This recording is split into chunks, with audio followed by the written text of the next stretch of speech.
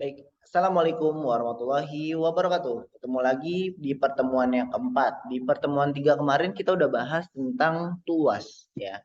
Hari ini kita mau melanjutkan pembelajaran kita tentang pesawat sederhana juga ya. Kita mau bahas tentang katrol sama dan bidang miring di kehidupan kita sehari-hari. Dan juga kamu akan menghitung bagaimana keuntungan mekanis dari masing-masing alat tersebut. Nah, ini review yang kemarin ya. Sekarang kita lihat dulu bagaimana cara menggunakan You will katrol. Di apply sini the weight to go up. ya, Mr. kita lihat. Muscles, you will use. Mr. Muscles knows. Okay then. In 3, 2, 1. Come on! Pull it! Come on! Put your back into it! Harder!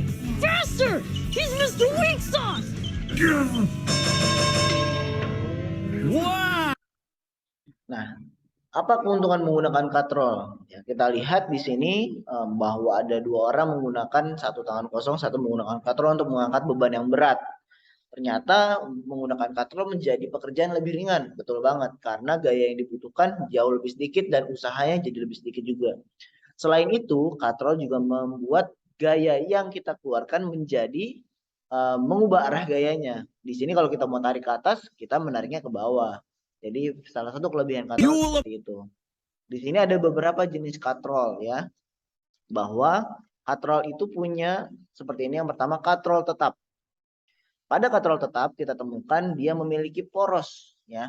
Memiliki poros di tengah, ini menjadi titik tumpu. Kemudian ada lengan kuasa dan lengan beban, sama halnya dengan tuas. Bagian yang digantungkan ya, bagian yang sebelah sini menjadi beban ya, maka ini menjadi titik bebannya nih, W-nya.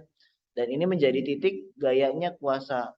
Pun juga sama seperti lengan kuasa dan lengan beban pada tuas, keuntungan mekanisnya seperti ini. Cuma kita lihat lengan beban sama lengan kuasanya itu sama panjangnya. Sehingga di sini kita dapat perbandingannya keuntungan mekanis pada katrol tetap selalu 1. Dan juga kita bisa mencari dengan keuntungan mekanis W dibagi F. Di sini ingat ya bahwa pada katrol keuntungan mekanisnya ditentukan dari jenisnya. Ya, tidak seperti dengan tuas kita harus menghitungnya dulu. Tapi ini kalau katrol tetap maka keuntungannya sama dengan 1 seperti itu. Kemudian di bagian yang lain kita akan temukan di sini katrol bergerak.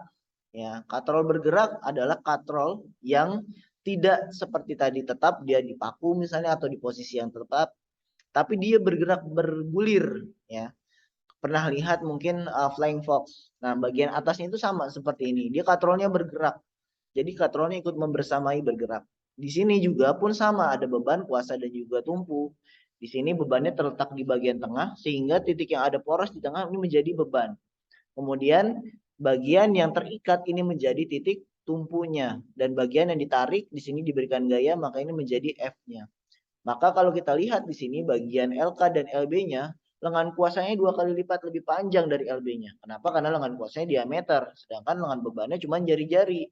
Maka perbandingannya didapatkan sama dengan 2. Katrol bergerak, keuntungan mekanisnya sama dengan 2. Untuk mencari keuntungan mekanis lainnya bisa dengan W per F. Jadi di sini tipe yang katrol bergerak atau katrol bebas ini, itu keuntungan mekanisnya sama dengan 2. Kita akan temukan katrol ini ada pada Flying Fox misalnya, atau di bagian kargo di pelabuhan untuk memindahkan satu tempat ke tempat yang lain menggunakan katrol bergerak ini pastinya. Ya. Kemudian kita ke satu lagi katrol, ada satu jenis lagi di sini, namanya katrol majemuk atau katrol campuran atau sistem katrol namanya. Pada sistem katrol ini ya, di sini memiliki titik tumpu beban kuasa lengan beban sama seperti tadi, cuman ini banyak banget nih.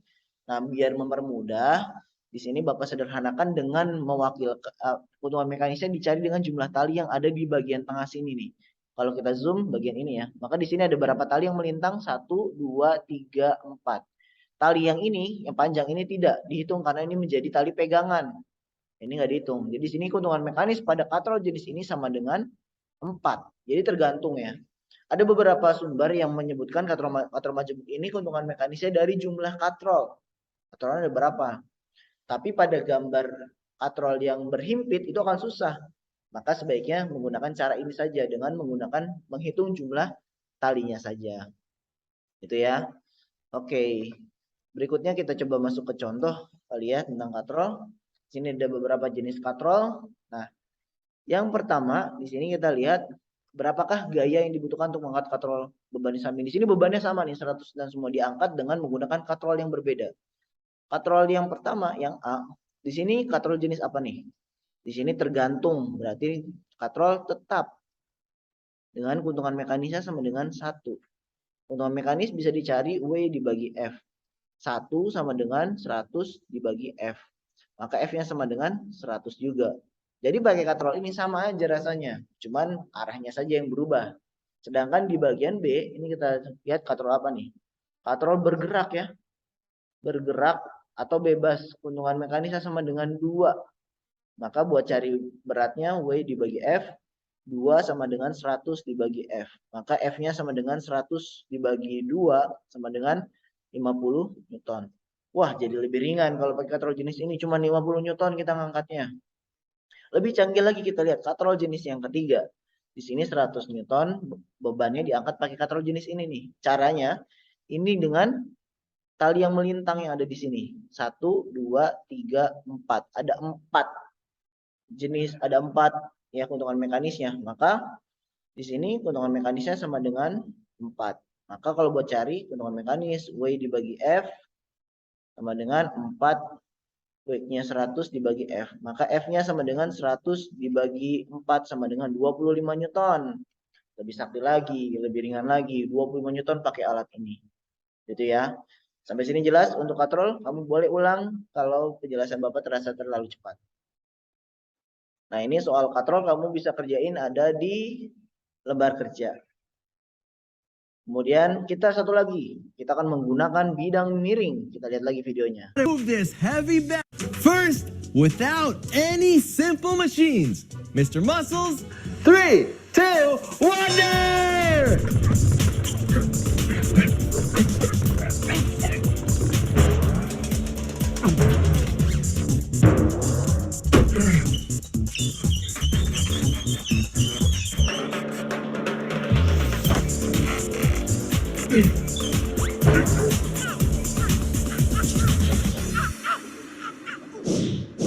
Now let's try that with an inclined plane. 3, 2, wonder! Come on, Olivia. Come on. Push. Push. Come on, Olivia. Come on. Push! A little bit more.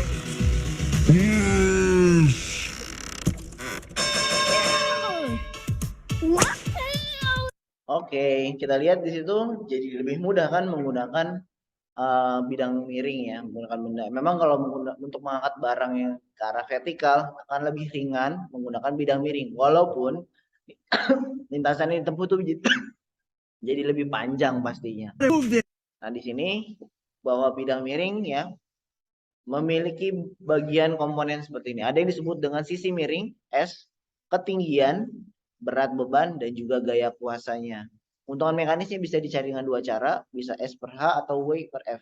Pun sama kalau kita gabung di sini, maka persamaan pada bidang miringnya S kali F sama dengan W kali H. S-nya miring kali gaya sama dengan bebannya dikali ketinggiannya. Kita masuk ke contoh soal aja deh. Di sini ada contoh seorang pekerja mengangkat beban 500 Newton menggunakan bidang miring. Tentukan gaya yang dibutuhkan dan juga keuntungan mekanisnya. Di sini sisi miringnya ini ya, S, ini ketinggiannya. Kemudian bebannya di sini 500 Newton. Tanya adalah berapakah gayanya? Tadi F kali S sama dengan W kali H. S-nya adalah F-nya dikali sisi miringnya 3. Bebannya 500 dikali 1,5.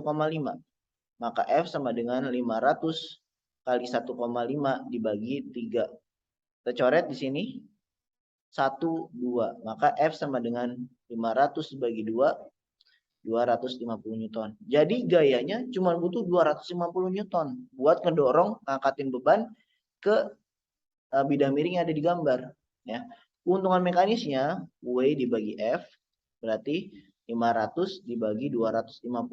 Sama dengan 2, berarti 2 kali lebih ringan dengan menggunakan pesawat sederhana jenis jenis bidang miring seperti pada gambar. Ya, Itu untuk materi pertemuan yang keempat, kita udah belajar tentang bidang miring dan juga katrol. Silakan kamu mengerjakan lembar kerjanya ya. Terus juga Bapak mau sampaikan bahwa ada tugas nih harus kamu persiapkan di pertemuan berikutnya, yaitu di hari Kamis ya kira-kira. Kamu Bapak minta untuk membawa untuk merancang sebuah pesawat sederhana yang bentuknya rangkaian seperti ini ya. Kamu silakan membuat kelompok ulang. Kali ini kelompoknya lebih kecil, terdiri dari 2 sampai 3 orang saja ya.